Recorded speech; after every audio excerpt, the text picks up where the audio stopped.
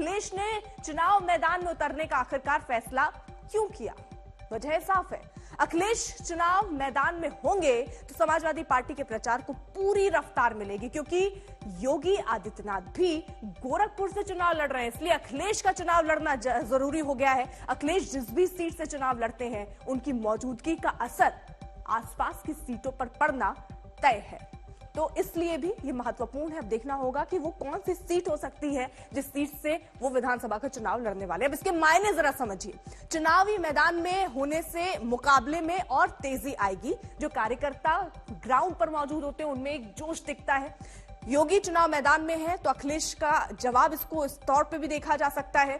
चुनाव से भागने का बीजेपी का जो आरोप उन पर लगता रहा, उसका जवाब भी वो इस तरीके से दे सकते हैं इस बार विधानसभा चुनाव लड़के। वहीं आसपास की सीटों पर चुनावी असर की भी उम्मीद दिख रही है, यानी जिस सीट से अखिलेश यादव लड़ेंगे आसपास जो सीटें उस पर भी उसका खासा असर पड़ेगा। चुनावी मैदान में पार्टी का सबसे बड़ा चेहरा बनकर अखिलेश यादव नजर आएंगे।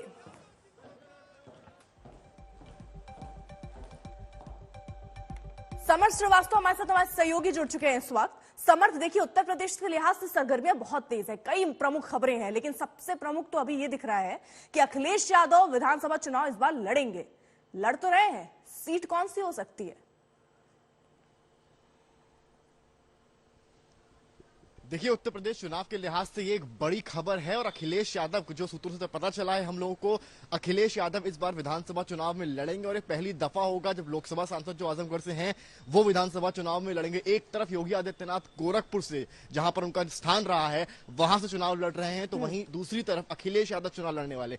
कहां से चुनाव लड़ सकते हैं उस पर हम आपको बताएंगे। आजमगढ़, इटावा या मैनपुरी, ये तीन जो ऐसे डिस्ट्रिक्ट्स हैं जिनकी चर्चा है कि इन तीनों में से किसी पे लड़ सकते हैं। अगर आप गणित पे जाएंगे तो आजमगढ़ में कुल 10 विधानसभा सीटें हैं। 17 के इलेक्शन में सपा को 5 मिली थी, 4 बसपा को मिली थी और बीजेपी केवल 1 हासिल कर पाई थी। तो आजमगढ़ में समाजवादी पार्टी का हमेशा से स्ट्रांग होल्ड रहा है।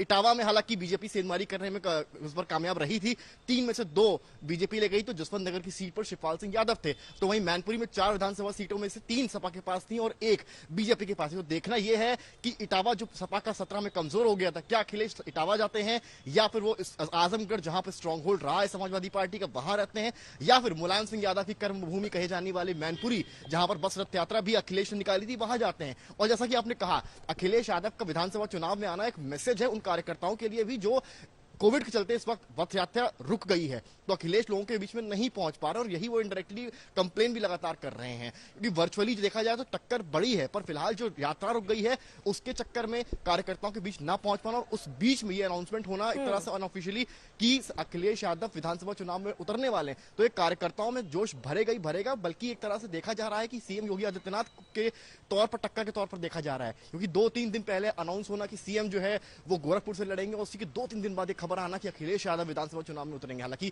किस डिस्ट्रिक्ट से उतरेंगे इसकी चर्चा अभी भी चल रही है, पर ये 3 डिस्ट्रिक्ट ऐसे हैं जो प्रमुखता पर इनकी चर्चा है। आजमगढ़, इटावा और मैनपुरी, तीनों ही समाजवादी पार्टी के करीब रही और समाजवादी पार्टी का वर्चस्व रहा है इन तीनों ही डिस्ट्रिक्ट में, और यही वो डिस्ट्रिक्ट हैं जो कहीं ना कहीं बीजेपी को बैकफुट पर लाती हैं जितने भी पूर्व में विधानसभा चुनाव रहे हों। तो रही बात आजमगढ़ की, बसपा की स्थिति उतनी मजबूत नहीं है, तो जो पिछले दफा 10 में से 4 सीट बसपा ने निकाली थी उसका जो नंबर है वो कम होना एकदम लाजमी है, और 10 में से अब की पिछली बार 5 थी तो सपा इस बार ज्यादा सीट निकालेगी। तो देखना यह है कि अखिलेश यादव आजमगढ़ से ही लड़ेंगे या फिर इसके अलावा वो इटावा या मैनपुरी भी जा सकते हैं।